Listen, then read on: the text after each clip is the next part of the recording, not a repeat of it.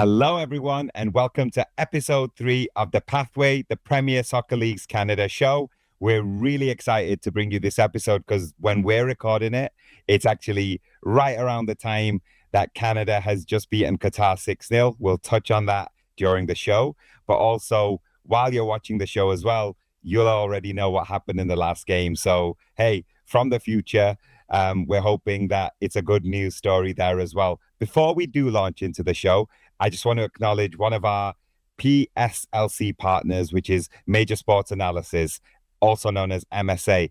MSA are delivering data behind the game. Every men's and women's OPL match is powered by MSA Insights with performance features and data-driven spotlight shared across the OPL. So thank you to them for supporting the Pathway, and let's get right into the roundtable right now.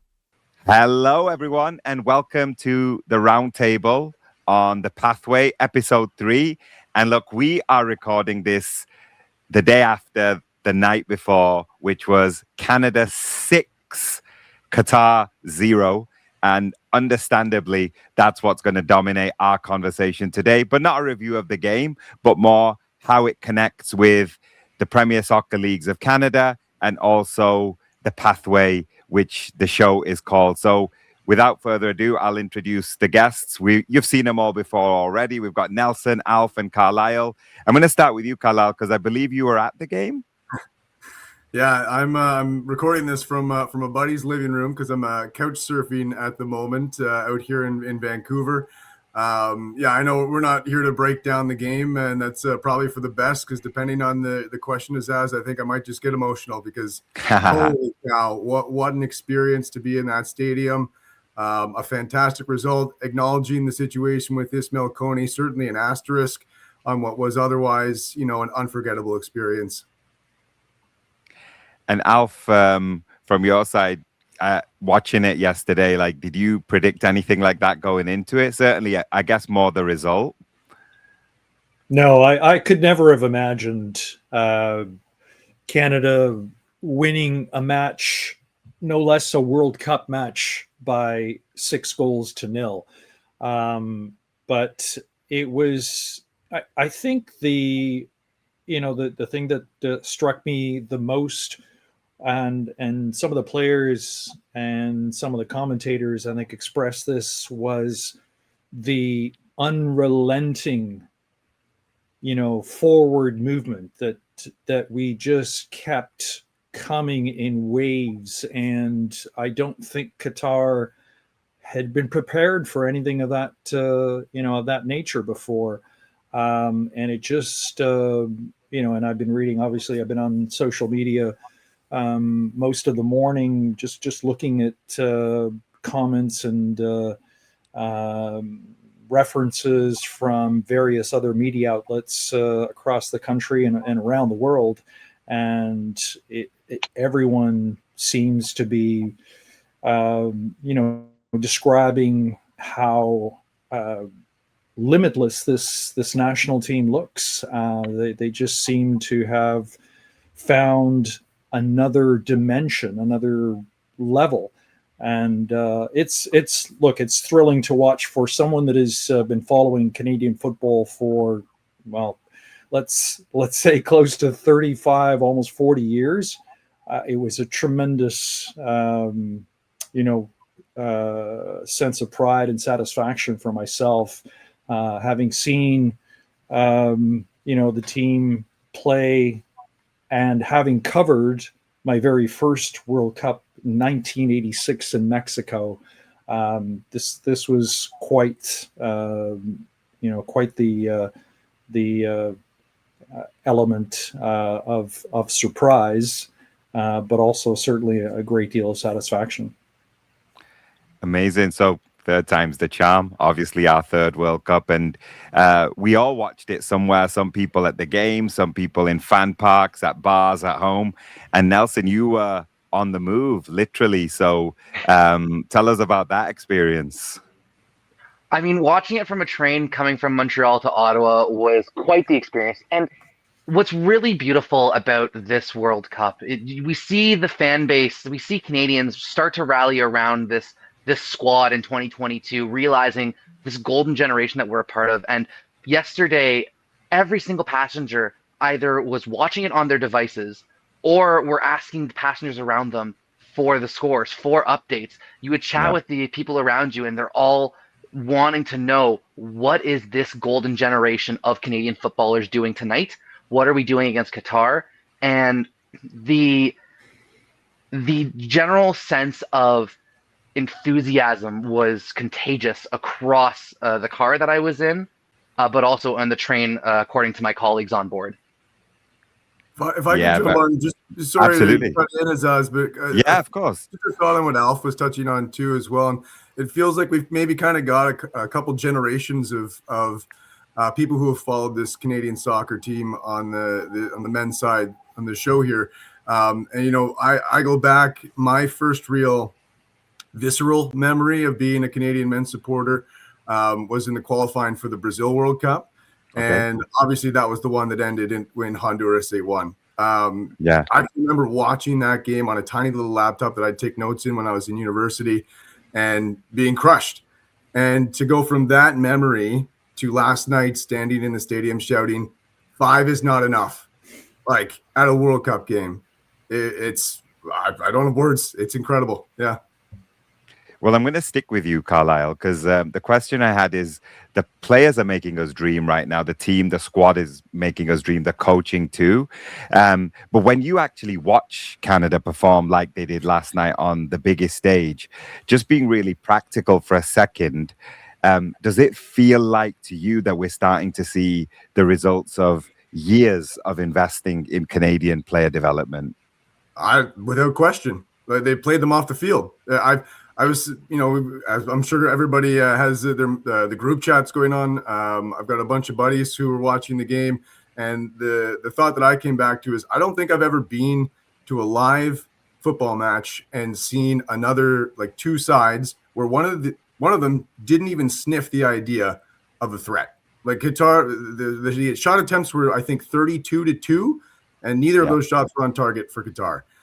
Unbelievable performance. And obviously we'll get into the pathway perspective here as well, because leading the way was the Brampton Bags man, Kyle Larin, who got the scoring. He leveled against Bosnia-Herzegovina, and he got the scoring going last night as well. And just a relentless, I think that's the best word for what it was. Qatar, as Alf mentioned, completely unprepared for it. And Alf, you alluded to the fact that you've been around the game a long time.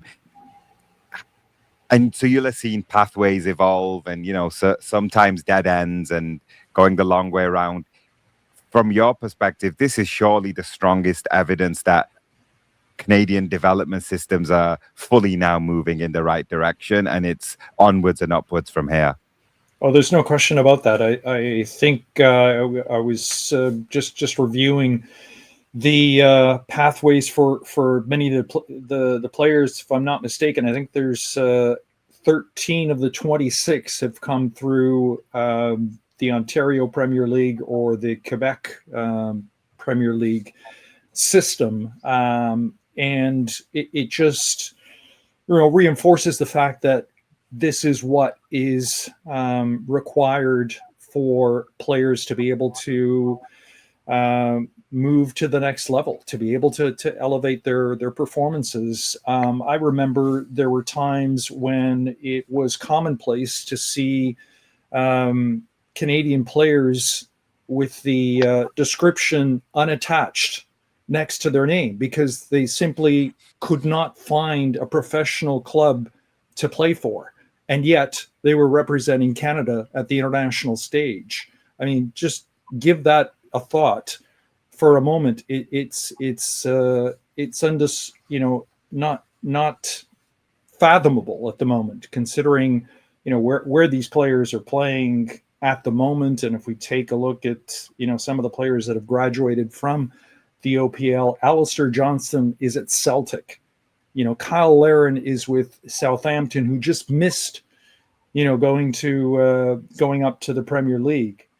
Dane St. Clair, Richie Larea are in Major League Soccer. So it's just a tremendous accomplishment and a reflection on the fact that many of these players, did get their start, or at least were able to continue their pathway to professional football through systems that are now in place in Ontario and in Quebec. And I'm sure we're going to be seeing the same type of momentum build as, the BC Premier League, the Alberta Premier League, and now obviously the Prairies Premier League begin to take root, and players will start to, follow those pathways as well. Thanks for mentioning some of those names. I was also going to say some of those as I move to the next question to Nelson. Obviously, there's more as well. Tejan Buchanan, Jacob Schaffelberg, the list goes on.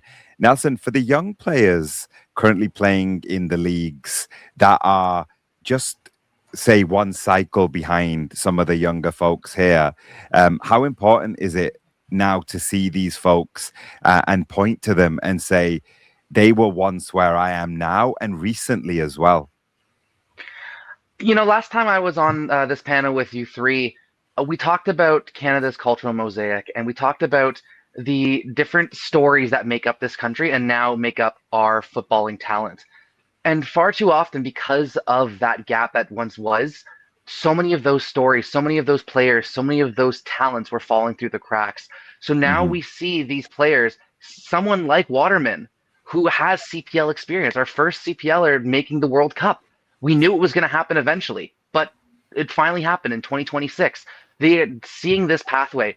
When you go to the U21 match, the U19 matches in LS Pro, in the OPL, across the board, you see these players are fighting with a renewed spirit, knowing that their performance on the pitch that day, even if it is only in front of 19 people, could translate into 1,900 at their universities, 19,000 at the professional level, or 19 million on a global stage or worldwide.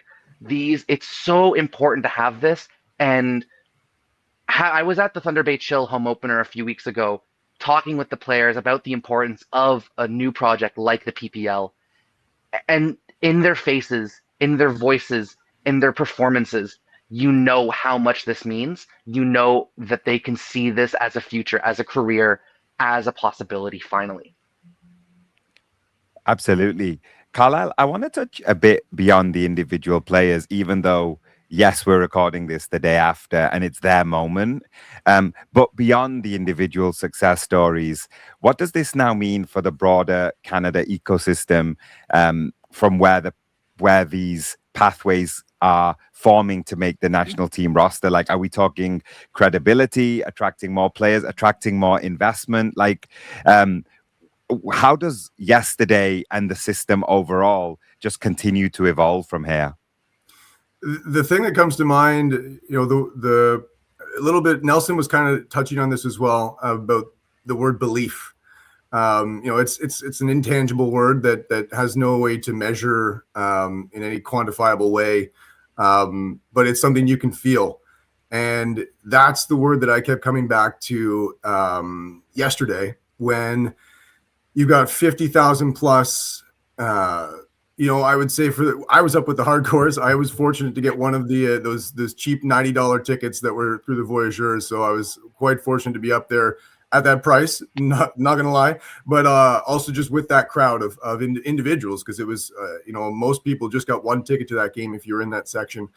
So we were there with a pretty reasonable context of what the stakes were, but we were the minority of the people in that stadium, of who I believe had a real sense of what this meant for the sport in this country. The idea that a match like that, with the stakes that high, and to have a performance like that, you start to convert the neutrals. You start to get the neutrals on board in who follow Canada in whatever sporting competition, probably mostly hockey in this country, but to realize, like, just I was idiot. One of the most emotional moments for me was after the match, Jesse Marsh doing the lap around, and I've never seen that energy, that emotion from someone involved in the Canadian men's program. To say nothing of the fact that he's an American by birth, he's got Canadian citizenship now in my books. Seeing that celebration and what it meant to him shows the neutrals what it means to us, the ones who have been there all along. That trickles down all the way down the line. The players feel that. 20 years from now, we're going to be talking about a player on the Canadian men's team who was at that game, who was maybe 5 to 15 years old. Someone who is in the stands in that game will play for Team Canada at some point. That, I think, is a certainty, because how could you not see that performance and not believe that it's possible now?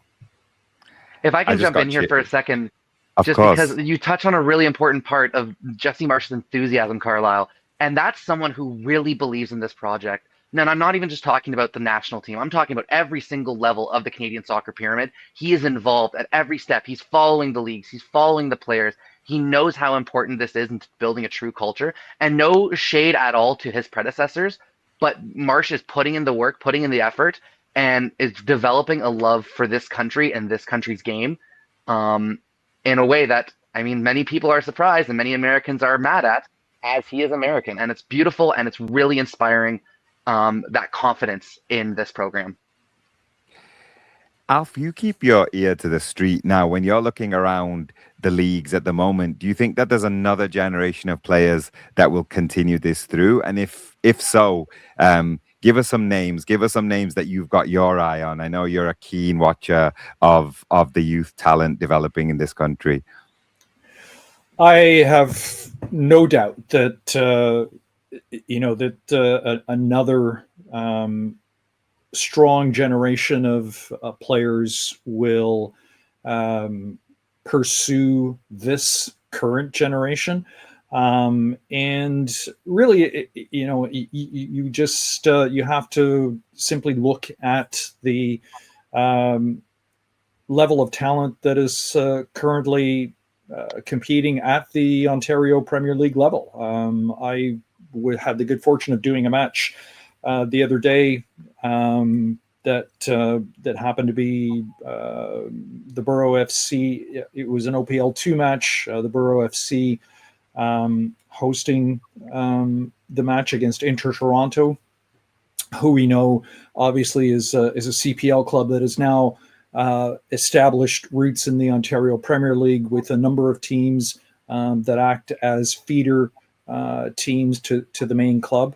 And it was a highly entertaining match, and there were no less than, I would say 6 to 8 individual players that really excelled in that match. And I think, from that, you'll see certainly 1 or 2, perhaps even more, take a step to the next level. Perhaps the situation isn't necessarily right for everyone to be able to make that further step along the pathway, but I'm quite confident that the majority of them will, be able to at least take another step up the rung, and be able to either go on to a university level program, either here in Canada or at the NCAA level, or potentially, a move to a professional club, whether it is here or abroad.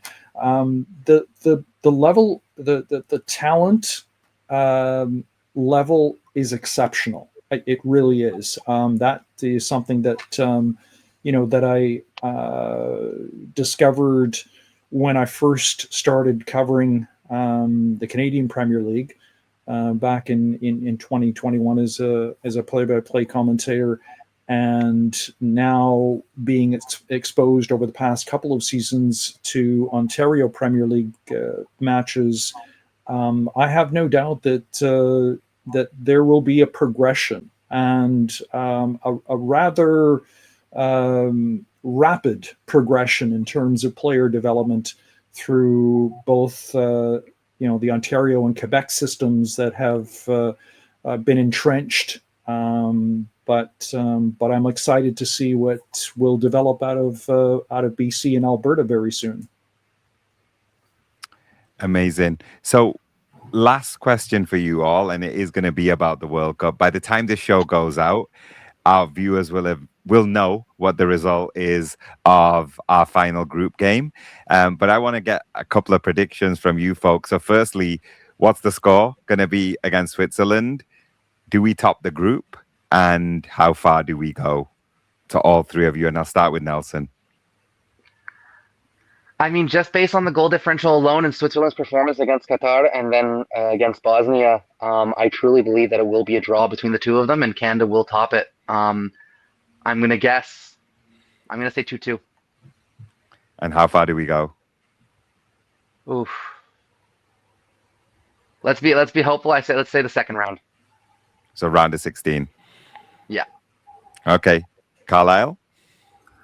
I think a 1-1 draw for me with Switzerland, which obviously would keep us on top of the group as well. And yeah, I think that means we get the round of 32 is in Vancouver. The round of 16 is in Vancouver. Screw it. I'm going to say quarterfinal. Love it. Love it. And Alf?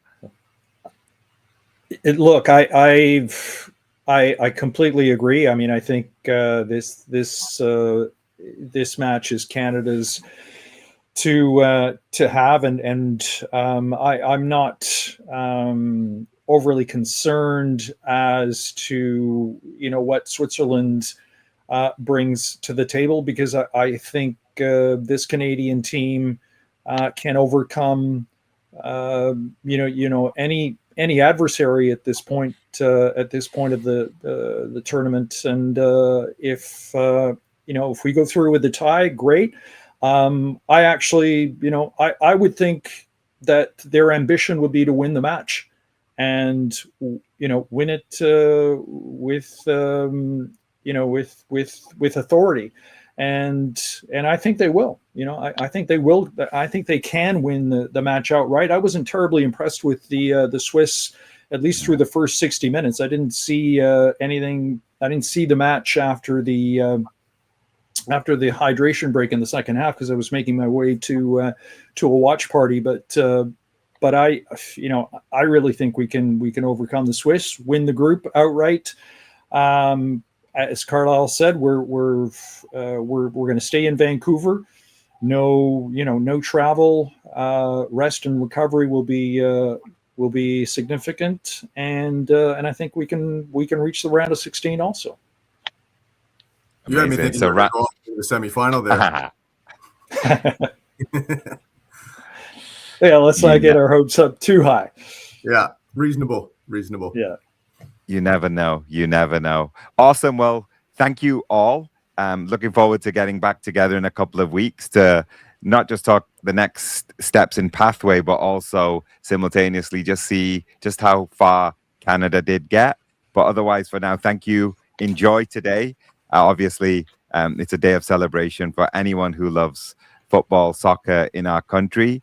And if you're watching, you've got a little bit of a glimpse of the future, but beyond that, where Canadian soccer is headed right now is super, super exciting. So yeah, excited for you to join the ride on the pathway, and we'll see you soon. Okay, so our next guest is a great example of the player development we're talking about here at Premier Soccer Leagues Canada, and actually why we named the show Pathway to begin with. She's a Premier Soccer Leagues Canada alumni through Vaughan Azzurri, went on to play NCAA Division I soccer at Harvard and Georgetown, and now she plays professionally with the Montreal Roses FC in the Northern Super League. We're delighted to be joined by goalkeeper Anna Karpenko. Anna, how are you doing? I'm great. Thank you so much for having me. Thank you. And thank you for being so patient. What you viewers won't see is we had a few gremlins in the system, and actually Anna was the one who debugged what was going on. So now we are live and on your TV. It's thanks to Anna. So thank you. Let's start with the present. How are you enjoying life with the Montreal Roses, and how would you assess the season so far? Because it's going pretty well. Oh, I'm loving it. Honestly, I think, soccer aside, because I know we'll talk a bunch about soccer soon, but just Montreal as a city, it's gorgeous. The culture here is phenomenal, different from what I've grown up with in Toronto. So it's been a nice change. And as for the soccer piece, I mean, like you said, we've had a great start to the season. So no complaints there. But obviously we had a good start to the season last year as well, but then didn't end up making much of it. So hoping just to keep the trend going, keep the wins coming so that, it is a long season. So hoping to keep that going. Amazing. And what's been the biggest highlight for you personally? I know you guys have the joint second best defensive record, which for a goalkeeper is something to be proud of. But any other big highlights? I think for me, just honestly, it being my second year and really building those connections with my back line and the rest of the team, building those friendships off the field too. I think, when you come into a new team year one, you're still trying to figure things out. But now it's like, okay, we all know each other. We know our strengths. So a big highlight for me is just having those connections now and building more and more with the trust that we have in each other. Definitely. And you've made the jump into the professional game last season. So this is your second season. What's the biggest difference between the levels you've played previously and now playing professionally week in, week out? Oh, it's definitely day and night between youth soccer and obviously Division I soccer in college.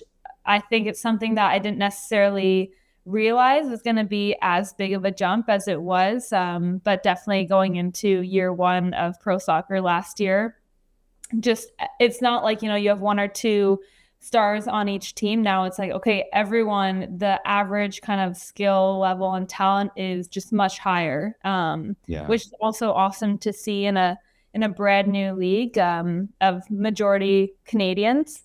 So just to see that we have a very competitive level right off the bat is honestly really nice. Amazing. And a lot of our viewers will know you from your time with Vaughan Azzurri. Looking back now, how important was that experience in your development as a player?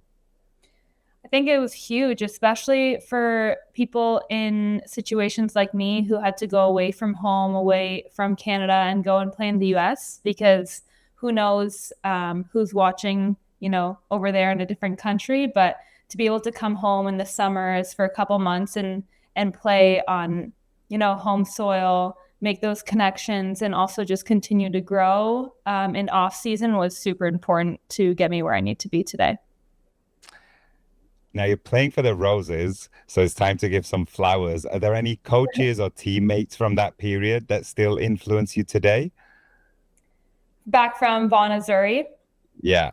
Yes. Paulo Ceccarelli, my goalkeeper coach, is the first person I would always give a big shout out to. I still work with him whenever I'm in off season. This past December, January, he was helping keep me in shape. So we text back and forth quite often. Whenever he's in Montreal, we'll get together, or in Toronto, vice versa. And he's helped a lot, and also is good friends with our goalkeeper coach here at the Roses as well. So it's nice to see those connections. Super cool. Now, we talk a lot about pathways. Like I said in the intro to this, it's literally the title of our show. You're someone who's lived that journey. How important are leagues like the Ontario Premier League, for example, in helping players really prepare for that next level? Mm-hmm. I think it's super important. You have the semi-pro level, which is just a step below of playing professionally. So you get a little bit of a taste what it's like to be in a professional league. And again, like I mentioned before, having those eyes playing in home ground now that there's the Canadian League, I think for scouting purposes to really pull out talent that might have gone unnoticed otherwise, it's really important to have these leagues. And final question, there's a lot of players currently playing in the PSLC who dream of really following a path like yours. Do you have any advice for them? I think something that's super important is, it's maybe a little bit obvious, but is just to really have fun with playing and with growing in your sport, because, a lot of times it's easy to put too much pressure on ourselves and demand perfection where it no longer becomes enjoyable. So I think it's super important to find a balance where you can still enjoy what you're doing, have a huge passion for your sport, but also be able to really excel as well. And last question, if there's one thing you could pay forward to the young players? What should they focus on if they want to give the best chance of playing professionally like you are? Honestly, I would say try to find what separates you from other players. For me, as a goalkeeper, I really like to point out my distribution, especially in modern day goalkeeping. And I think that's something that I've really focused on working on and keep polishing. So yeah, just find that skill or, mindset piece, whatever it may be, that really is going to set you apart, and keep polishing that and put yourself forward in that way as much as possible to try to make the jump to the next level. Awesome. Anna, thank you so much for joining us on the pathway. Obviously, we wish you the best of the season, but we'd love to have you on later on in the season as well, just to check back in and see how the season went. Yes, anytime. Thank you so much for having me. And there you have it, folks. Episode 3 of The Pathway in the books. We're hoping you enjoyed it, because there's vibes all across the country through the World Cup. If you did like it, you know what to do. Like and share, subscribe, and just share it with one person who you think might benefit from hearing more about the pathway of Canadian soccer. Other than that, have a great time watching the World Cup and also staying tuned to the Premier Soccer Leagues of Canada. We'll be back with you in a couple of weeks. All the best.